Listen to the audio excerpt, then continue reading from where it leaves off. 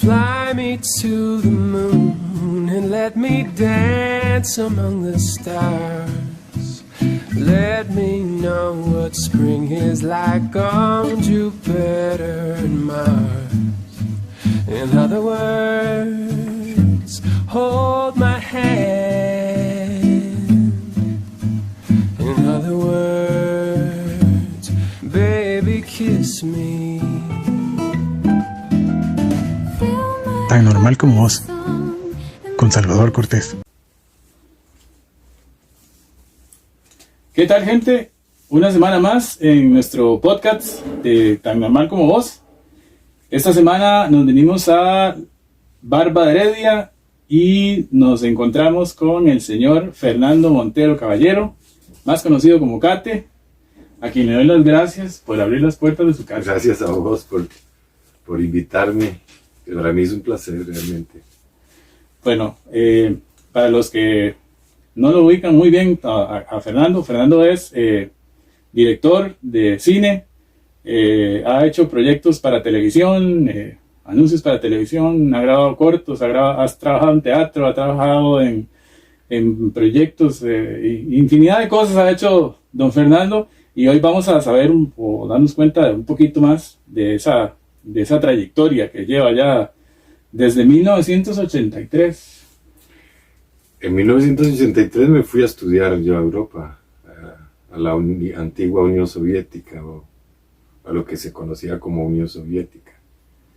Pero comencé en teatro y como en los finales de los 70s. ¿En teatro qué hacías? Yo hacía sonido, y hacía producción, asistía a producción, digamos, en teatro, y hacía sonido. ¿Y cuál fue el gusanito por el audiovisual? ¿En qué momento te diste cuenta que el audiovisual era tuyo?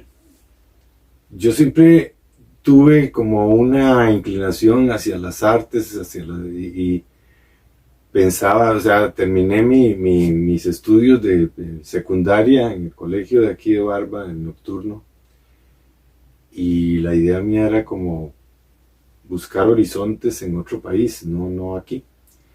Y se presentó la oportunidad de optar por una beca a la Unión Soviética, y en el formulario venían opciones, y una de ellas era cinematografía, dirección y dirección de fotografía, y yo escogí dirección de fotografía. También la fotografía siempre me llamó la atención, siempre me atrajo mucho. En general las artes, la música, y siempre desde muy temprana edad tuve inclinación sobre las artes, y se me dio, por dicha. Uh-huh. Tuviste que esperar como 6 años para poder... Como 3 años. 3 años. 3 años hice la solicitud, y hasta el tercer año se me dio. Me la dieron en dirección de fotografía, cine y televisión. Uh-huh. Sí. ¿Y cómo fue ese paso de la pequeña Tiquicia a Rusia? Y en un tiempo convulso, en los años 80. Sí, fue muy interesante porque fue todo un gran reto, digamos, el hecho de salir de un país pequeño a una urbe gigantesca con una cultura muy vasta, muy rica. Fue muy enriquecedor, digamos, tener esa experiencia, vivir en un país, una cultura tan enorme, una cultura muy ancestral, ¿no? Los rusos tienen una cultura muy vasta, y pues eso te permite crecer mucho. O sea, el hecho, sobre todo el hecho de entrar a una institución como el Instituto de Cine de Moscú, pues te permite rozarte con gente digamos, de la élite artística, del mundo artístico ruso, pues muy enriquecedor, muy. Me imagino que los primeros problemas fueron el idioma y el clima. ¿Cómo combatiste eso? Sí, muy duro, es un idioma muy, muy complejo y muy rico a la vez, pero sí es muy difícil porque es otro alfabeto, es una lengua que no tiene mucho que ver con las lenguas latinas, y, pero no es nada imposible, todo el ser humano está capacitado para adaptarse a cualquier circunstancia, situaciones. El idioma, el clima es muy, muy, muy duro, muy duro. Hay inviernos que generalmente son de 15, 25, 30, hasta 40 grados. Me tocó una época. Yo estuve del 8-3 al 90, casi 8 años. Por 2 meses no fueron 8 años. Pues hubo circunstancias. La carrera constaba de 5 años y 1 año de preparatoria, o sea, eran 6. Y por circunstancias coyunturales, históricas, ahí políticas, me atrasé, o nos atrasamos los del grupo mío, porque en ese tiempo hubo un convenio, digamos, o un agreement, ¿cómo se dice? Un acuerdo entre Reagan y Gorbachev, y liberaron, digamos, gente del ejército, o sea, disminuyeron fuerzas armadas, fueron parte de los tratados que ellos tuvieron. Y entonces, varias gente que habían ganado el derecho de ingreso al instituto, digamos, de nacionalidad rusa, ellos estaban en el ejército y entonces los liberaron y entonces volvieron al instituto, y los que le tocaban, digamos, en el nivel en donde yo estaba, los tuvieron que aceptar, o sea, los aceptaban, entonces el grupo creció. Entonces, a la hora de postularnos hacia el diploma, hacia la graduación, en el 5.º año, en el último curso, se saturó mucho el curso, y entonces para que nos dieran las condiciones para filmar el diploma, o sea, o el cortometraje de graduación, no daban abasto, entonces había que hacerlo como por fila. Entonces todo ese tiempo había que estar allá, y aunque nos pagaban la beca y todo, era una beca muy buena. Sí. ¿Y cómo eran, digamos, ya en la parte académica? Los rusos son muy rígidos siempre en sus cosas. ¿Igual es en la parte académica, o si son un poco más flexibles? Sí, no, son muy, es una sociedad muy, muy estructurada. Máxime que era un sistema, digamos, socialista de corte soviético. Pues un sistema militar, casi todo estaba basado en lo militar, digamos, todo lo que es la policía, las fuerzas armadas, los bomberos, ese tipo de cosas, es militar todo, y entonces todo tiene una estructura muy, muy, muy militarizada. Entonces la rigidez el rigor es muy, muy, muy fuerte, muy, muy, muy exigente. Estamos hablando con el señor Fernando Montero. Los que nos ven por YouTube, ya saben, nos siguen ahí, le dan like y apretan ahí una campanita para que todas estas notificaciones les lleguen, para que vean entrevistas como la de don Fernando. Y los que nos están siguiendo en Radio Nova Hits, recuerde que el app para Android y iOS es gratis, nada más lo descarga y aparece como Radio Nova Hits o Nova Hits Radio, para que usted no se pierda ninguna de las entrevistas de Tan Normal Como Vos. Se me viene a la cabeza, ¿cómo era un día normal en Rusia? Digamos, ibas a la U y salías de la U, ¿y qué pasaba? Pues prácticamente nosotros pasábamos todo el día casi en el instituto, porque ahí había las clases, y también habían los talleres donde trabajábamos, donde nos preparábamos, en este caso en fotografía o en los laboratorios. Entonces todo el tiempo pasábamos ocupados, todo el tiempo. No había chance como para ir ahí. No, sí había chance, pero nos consumía mucho tiempo. Nosotros entrábamos a clases a las 8 de la mañana y terminábamos como a las 4 o 5 de la tarde, pero después uno seguía en cosas ahí, y como habían 9 salas de cine, podíamos ver películas de diferentes, no solo del curso nuestro, sino de otro curso que estuviera ahí, una sala. Uno iba pasando por ahí y ve gente entrando a una sala y preguntaba qué es lo que van a mostrar. Una película de Fellini o de Tarkovsky o de qué sé yo, Orson Welles o lo que fuera ahí, cine soviético y cine mundial. Y pues teníamos la oportunidad de vivir esa experiencia tan bonita. ¿Qué tan adelantado estaba el cine en Europa en ese entonces, digamos, con la famosa industria norteamericana? ¿Cómo lo veías vos ya desde una trinchera tan cercana? Mira, nosotros teníamos una materia que era historia del cine contemporáneo, y entonces en esa materia teníamos la oportunidad de ver cine contemporáneo, no solo de Hollywood, sino de Europa occidental y de otros países del mundo socialista y en general de tercer mundo también, como le llamaba uno en ese tiempo. Sí, había mucha oportunidad, todo el tiempo era cine y cine. Como te decía, 9 salas de cine había en el instituto. 9 salas de cine, había laboratorio para revelar película, para revelar fotos, foto fija y cine también. Teníamos 4 estudios, mega estudios grandes, construidos insonoros. Si pasaba un avión o si pasaba lo que fuera, no había problema con el audio. Y también había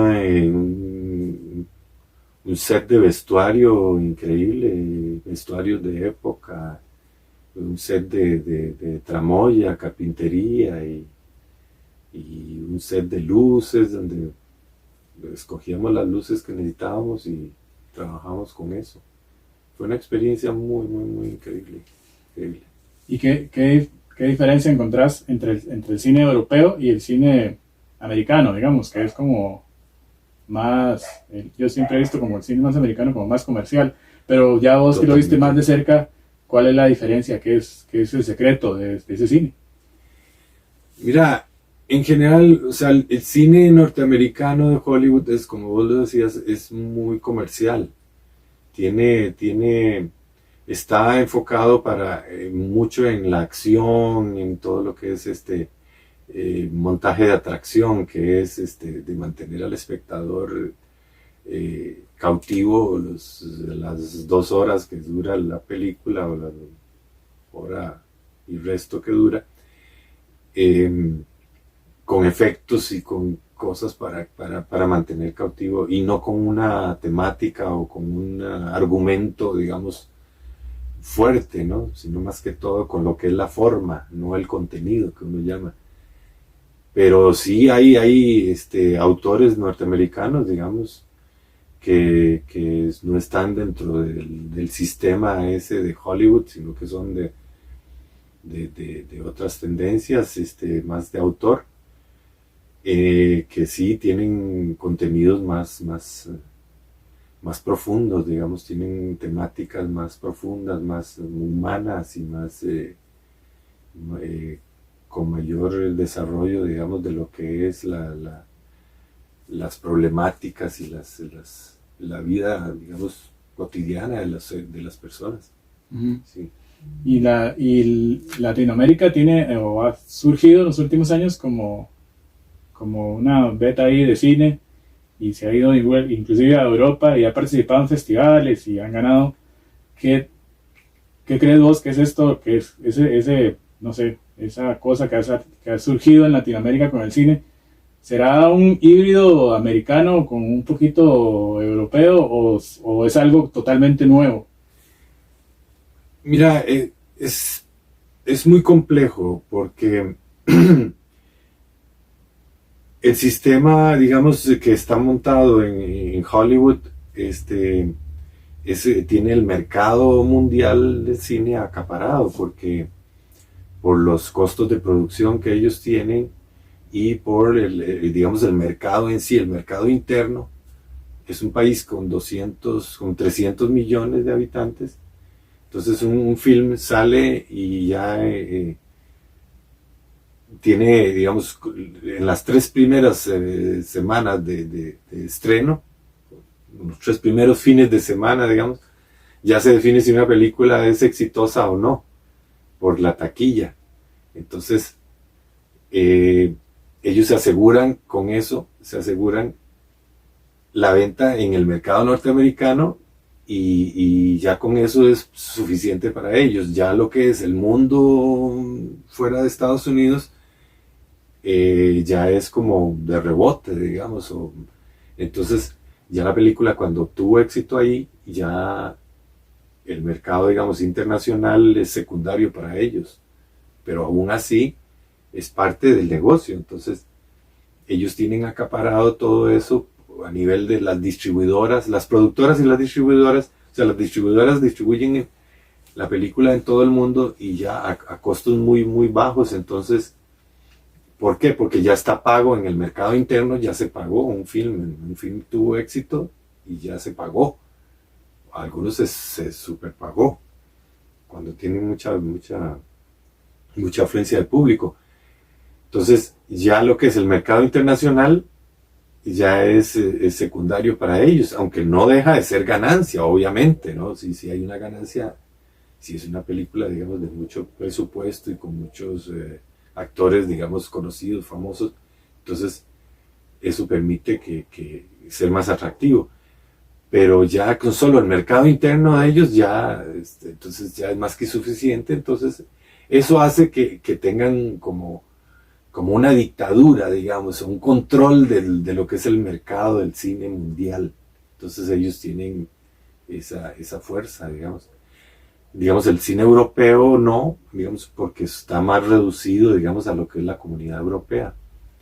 Pero aún así, dentro de la comunidad europea, digamos, países como Francia o como Inglaterra o como Alemania, tienen poblaciones grandes y se mantienen con el mercado de ellos, digamos, interno. Uh-huh. Y muy poco se ve el cine europeo, digamos, aquí en América Latina o en otras latitudes. Pero sí alcanzamos a ver latinoamericanos en Europa y, bueno, en Estados Unidos con mucha más razón, porque hay ahí cerca gente como Cuarón y esta gente que está haciendo sus cosas. Pero ese cine latinoamericano, ¿cómo lo ves vos? Porque se está exponiendo, no sé a qué tamaño, a qué escala, en Europa y obviamente en Estados Unidos. Mira, el cine latinoamericano tiene el problema de la distribución, que es, como te explicaba, el mercado norteamericano ya está acaparado y entonces ellos son los que regulan todo lo que es las otras cinematografías mundiales. Entonces es muy difícil competir contra eso, porque como ellos tienen un sistema ya montado, una estructura montada, se les es más fácil, tienen toda la mecánica para lo que es producción y distribución, mientras que en América Latina todo se hace digamos, con mayor costo, porque en muy contados países latinoamericanos hay una ley de cine que estimule la producción nacional, digamos.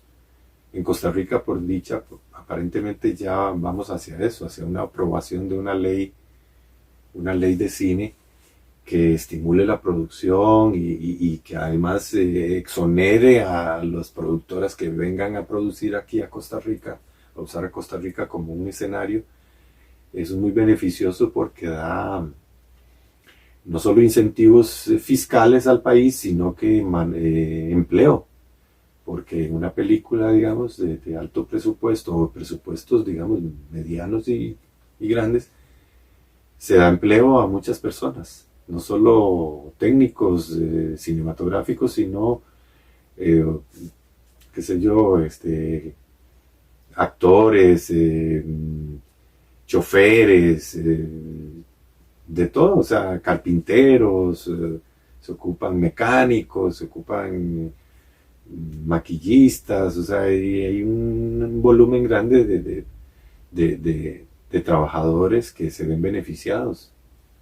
Se dice que es más beneficioso incluso que el turismo, porque el turismo, digamos, las empresas turísticas, digamos, cuando hacen paquetes, digamos, en países como europeos o Norteamérica, hacen los paquetes y una parte de la ganancia se queda allá. La otra, y ya vienen con los paquetes ya, digamos, establecidos, entonces hay gastos en los que ellos no incurren en el país a donde llegan, mientras que el cine sí, viene y invierte y es beneficioso para muchos sectores, digamos, de la población. Recuerde, los que nos están escuchando por Nova Hits Radio, los que quieren encontrar la aplicación, está en App Gallery y en el App Store. Está como Nova Hits Radio. También está la página www.novahitsradio.com y el www.novahitsradio.com/player, para que no se pierda todo lo que tiene ahí Nova Hits Radio. También estamos en el canal de Salvador Cortés de YouTube, para que usted vaya ahí también y le dé like y active la campana y toda la cuestión, para que usted no se pierda todo el contenido de también nuestro canal. En 1900, bueno, vamos a ver. En el 84 dice que obtuviste la maestría en Bellas Artes, también en Rusia. ¿Es correcto? Comencé prácticamente a estudiar. En el 83 me fui a la preparatoria. Estudié en la Universidad Lomonosov, la Universidad Central de Moscú. Y luego hice un examen de admisión, porque en todos los institutos de arte había que hacer un examen de aptitudes. Y terminé en el 90. Me gradué con una maestría en Bellas Artes, con énfasis en cinematografía, dirección de fotografía, cine y televisión. Y desde ahí me vine para Costa Rica y he estado trabajando en diferentes proyectos, digamos, como documentales, series de televisión, publicidad y largometrajes. Sí. También te graduaste en el amor, porque conociste una palestina y te casaste allá. Sí, conocí a Noja, la mamá de mi hija, sí. Y nos casamos allá, en la embajada de Costa Rica. Sí, y nos vinimos a Costa Rica, sí. Ella es palestina, pero nació en Líbano. Y sí, tienen esa cultura. Y salió mi amiga Frida. Saludos a mi amiga Frida. También es fotógrafa y es increíble. ¿Cuántos proyectos has hecho, digamos? Porque sé que has hecho anuncios para televisión y infinidad de cosas. Pero me encontré por ahí que en el 2009 estuviste en un festival en Guatemala y ganaste un corto Bajamar. Ajá. ¿Cómo estuvo la cosa con ese corto? Ese corto lo realizamos con Gustavo Fallas, es un director con el que he trabajado mucho y al cual quiero mucho. Tenemos varios proyectos juntos y uno de ellos fue previo a un largometraje que hicimos que se llama Puerto Padre. Y ese cortometraje, Bajamar, ganó a mejor fotografía en el Festival Ícaro en Guatemala. Sí, fue un honor recibir ese premio. Uh-huh. Sí, una experiencia muy linda. ¿Y qué otros cortos y largometrajes por ahí dice que son como 600 o más de 600? Que, digamos, entre todos los proyectos que has hecho. Sí, son muchos, son 30 años ya de trabajo. digamos, 30 y resto con lo que estudié, digamos, esos 6 años, 8 años, más 30 años acá. Ya este año que viene creo que... no, ya cumplí, mentira, sí, cumplí 30 años ya de haber regresado de allá. Sí, ya es bastante, son mucho camino recorrido Ujú. en el mundo de la fotografía cinematográfica, y es mi pasión, es mi vida. ¿Cuál es el proyecto que vos decís, este es, de todos, este es el chineado mío? Digamos, hasta el momento es Puerto Padre. Es un largometraje que realicé con mucho cariño y mucho empeño, muchos años. Fueron varios años trabajando en ese proyecto para lograrlo, porque como te decía, aquí en Latinoamérica el apoyo al cine es muy, muy limitado. Entonces esperemos que con esta ley de cine que está impulsándose en la Asamblea Legislativa, se abran más puertas para los creadores de contenidos cinematográficos. Ujú. ¿Sí? ¿Y cómo ves al cine tico, por decirlo así? Porque yo no consumo tanto televisión, sí más internet, y sí he visto que se ha movido, que la movida ha estado interesante. Han habido propuestas como Willas, bueno, en su momento la película de Keylor Navas que anduvo por ahí girando. Uh-huh. ¿Cómo es el trabajo que hacen el cineasta tico? Por ejemplo, a mí Pacifica Gray me gusta mucho el Uh-huh. trabajo que hace. Uh-huh. ¿Cómo ves vos? Y principalmente en el tema, en el campo de las mujeres, porque hay tantas chicas haciendo cine y no hay tantos hombres, por decirlo así, son como contaditos. Pues vieras que sí, hay bastantes, hay de los dos, pero es bueno el repunte que ha tenido la actividad cinematográfica en Costa Rica, porque ahora en este momento, con los medios tecnológicos que existen y las plataformas que existen, pues hay más facilidad de promover y de difundir los contenidos que se realizan. Eso me parece muy bueno, porque ahora con una cámara fotográfica, generalmente las cámaras fotográficas ahora hacen video también, y las computadoras hay programas para hacer edición. Entonces se presta mucho para que jóvenes autodidactas, digamos, impulsen sus proyectos y los lleven a cabo a través de las diferentes medios y plataformas que existen a nivel de internet. Y un día hablaba con un señor que está en Estados Unidos y me decía que el cine tico a él no le gustaba porque tiraba mucho a lo comercial, que deberían de hacer cine de otra forma porque no sé, ¿no? Como que no le gustaba. ¿Vos crees que es realmente cierto eso? Yo pienso que debe haber de todo. O sea, los contenidos de los hay de todo tipo. Tienen que haber, hay que dar cabida a las diferentes formas de pensamiento y de expresión. No hay que limitarse a una sola cosa, digamos, cine elitista o cine intelectual o cine de autor. Yo pienso que debe darse impulso a todo, al cine comercial también. Es parte, es contar historias de la vida, digamos. Es bueno que se impulse todo a todas las diferentes vetas del cine, digamos. Es importante. Ahora viniéndonos para acá, con todo este tema, bueno, para nadie es un secreto lo que ha pasado en estos 2 últimos años. ¿Cómo has sobrellevado este tema de la pandemia con el tema porque ya las grabaciones no son lo mismo, ahora hay aforo limitado, el protocolo, que esto, que lo otro? ¿Cómo te ha tocado a vos esa parte con la pandemia? Pues mira, en realidad sí limita muchos aspectos, pero no lo hace imposible. Creo que cuando se trabaja en equipo,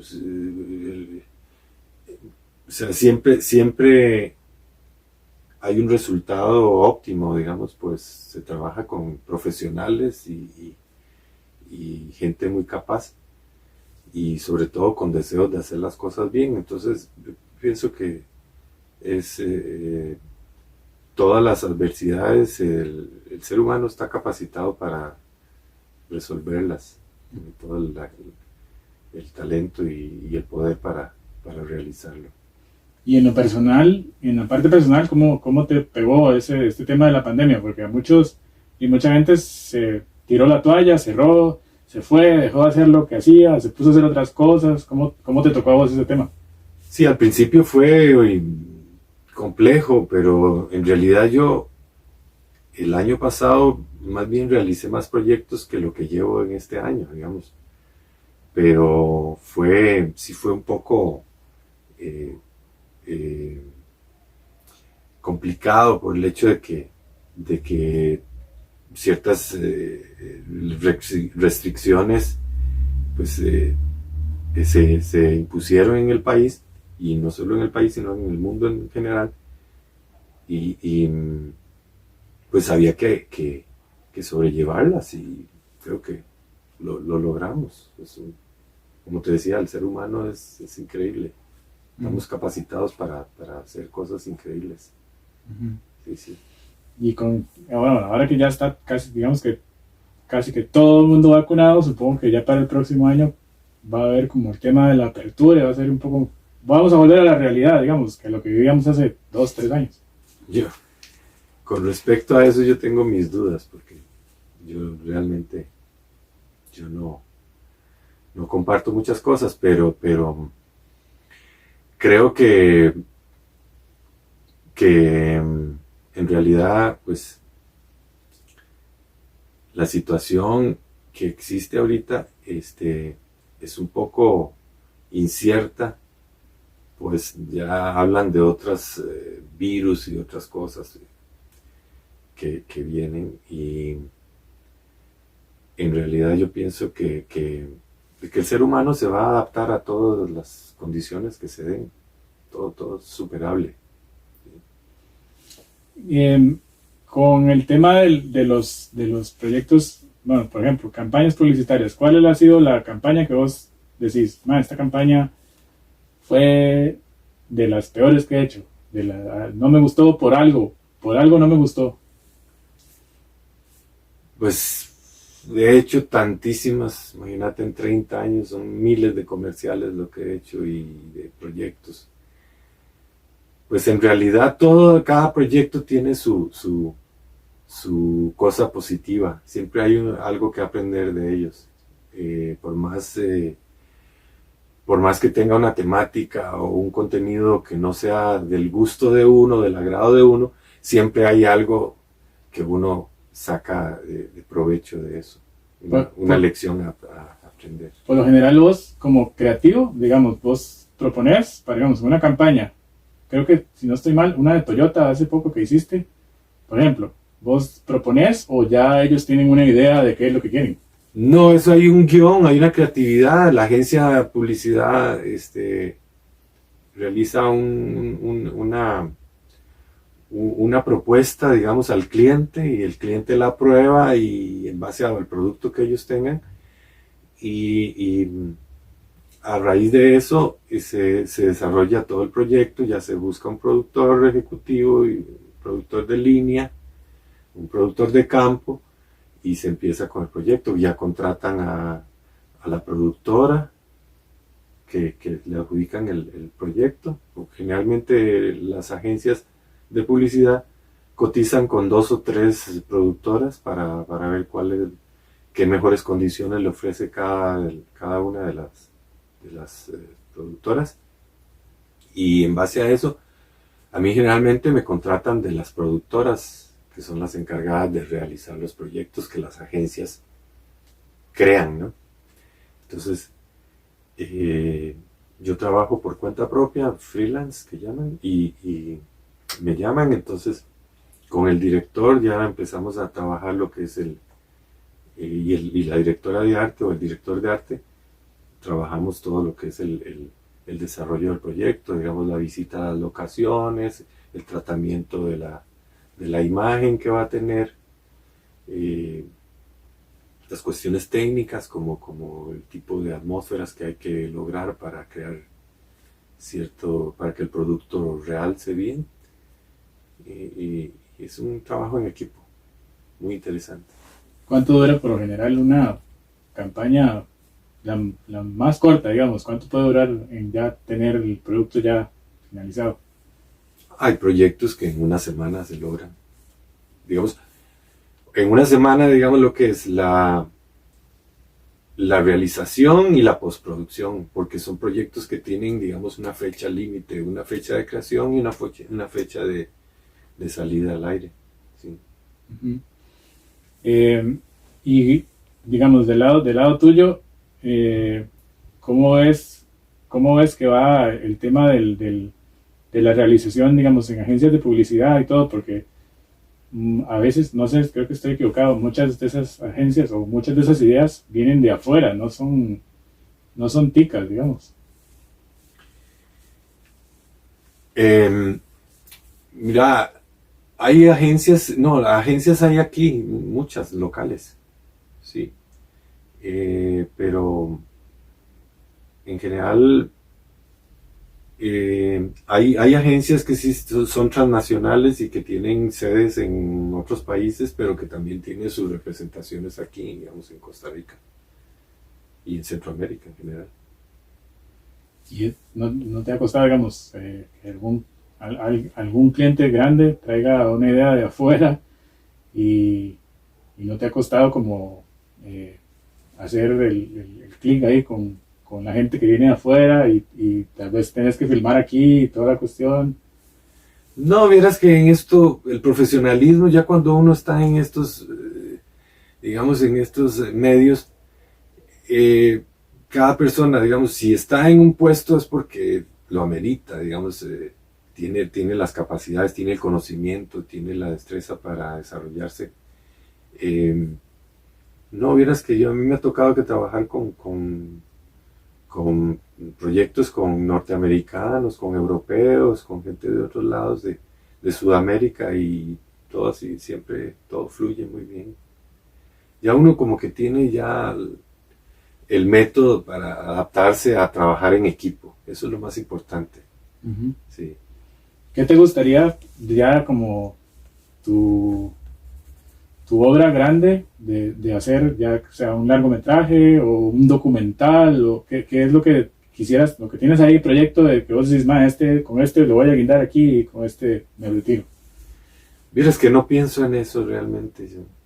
Yo vivo a lo que venga, todo, desde cualquier proyecto, lo más pequeño al más grande, siempre tengo aprecio por lo que, por mi trabajo, y para mí vale lo mismo trabajar con un celular que con una cámara de cine, Panavision o lo que sea.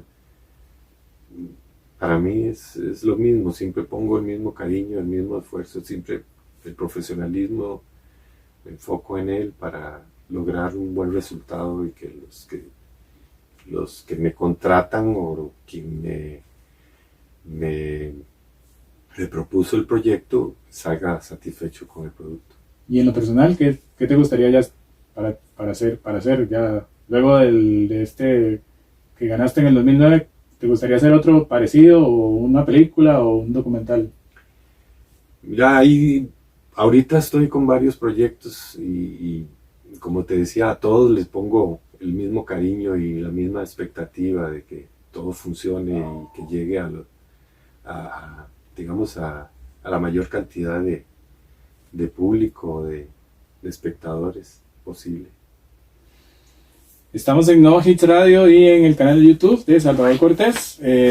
Recuerde que puede seguir a Nova Hits Radio en todas sus redes, por ejemplo Instagram, /inclinada, Nova Hits Radio, en Twitter también /inclinada, Nova Hits Radio, en Facebook, /inclinada, Nova Hits Radio. Los puede seguir, puede darle like ahí para que usted no se pierda el contenido, y también a nosotros en el canal de YouTube para que no se pierda ninguna de las entrevistas, en el contenido de su programa, Tan Normal Como Vos, que se transmite los sábados 8 de la noche por No Hits Radio también, y también está en Spotify para que lo vaya a buscar y no se pierda tampoco las entrevistas. Ya para ir cerrando, Fernando, ¿cómo fuiste vos de chiquillo, digamos? El Fernando de chiquillo siempre fue como, porque un día estaba hablando con una señora y dice, es que mi hijo siempre fue como imaginativo, creativo, y bueno, y ahora el muchacho hace caricaturas para una revista en Estados Unidos. De hecho, es el creador de Batman del futuro, y entonces él siempre el chiquillo era como que quería dibujar, y entonces era como muy creativo desde que estaba pequeño, y llegó, digamos, que a donde él quería. ¿Cómo era Fernando cuando estaba pequeño? ¿Era tan creativo como para decir, voy a terminar haciendo audiovisual? Siempre, como te decía, siempre tuve esa inquietud, algo que me atraían las artes y eso, pero siempre fui como inquieto en ese aspecto. Yo dibujaba de chiquito siempre y me gustaba hacer los muñequitos en el cuaderno para verlos en movimiento, ese tipo de cosas siempre la tuve. Recuerdo que sí, en la escuela me ponía a dibujar y los pasaba así rápido, en cada página hacía un dibujito. Sí, siempre tuve esa inclinación hacia las bellas artes. Uh-huh. Sí. Y aparte de la fotografía y la música, me dijiste, ¿cuál otra arte, o son todas las artes las que te llaman la atención? Todas en general, tengo inclinación hacia todas las artes, me gustan todas. Uh-huh. De hecho, el cine es una síntesis de todas las artes. De hecho. Sí. Sí, es como y va muy de la mano con el teatro, y sí, porque exacto. Requiere muchas cosas también que están sí. ¿Qué le decís vos? Pues siempre cerramos como con un mensaje a la gente que está ahí al otro lado, que está, no sé, sentado en su casa y dice, yo quiero hacer tal cosa, pero eso no es para mí, voy a dejarlo pasar, o tal vez no tiene como el impulso, o hay alguien siempre, porque vamos a ver, siempre hay una frase que dice, quiero ser artista, no, eso es para vagos, deje eso así, dedíquese a hacer otra cosa. ¿Qué mensaje le das vos a esa gente o a esos papás que no apoyan tanto, digamos, ese tipo de talento? Porque en Costa Rica hay talento hasta debajo de las piedras. Sí. Pues que se dejen fluir, que dejen la creatividad fluir, y porque si un padre piensa que su hijo sería mejor doctor o abogado, ya está limitando, digamos, la creatividad de una persona. Entonces yo pienso que tarde o temprano lo reflejaría en algo negativo. Entonces yo pienso que lo mejor es que apoyen a sus hijos en todos sus deseos, digamos, o inclinaciones, digamos, artísticas, si las tienen. Uh-huh. Le agradecemos de verdad a Fernando la apertura de su casa, de su espacio. El tiempo ha sido muy valioso, muchas gracias, y esperamos en algún futuro volver otra vez a hablar un poquito más de otro montón de cosas, porque son más de 30 años y de verdad que la trayectoria, siempre lo he dicho, la trayectoria se respeta. Entonces, muchas gracias, agradezco mucho el detalle de invitarme a tu programa, ha sido un placer. No, el placer es mío, y yo sé que de toda la gente que nos escucha y que nos ve, así que chao. Nos esperamos en la próxima, y no se olvide de verdad todo lo que dijimos de Nova Hits Radio y del canal de Salvador de YouTube. Pura vida. Ok.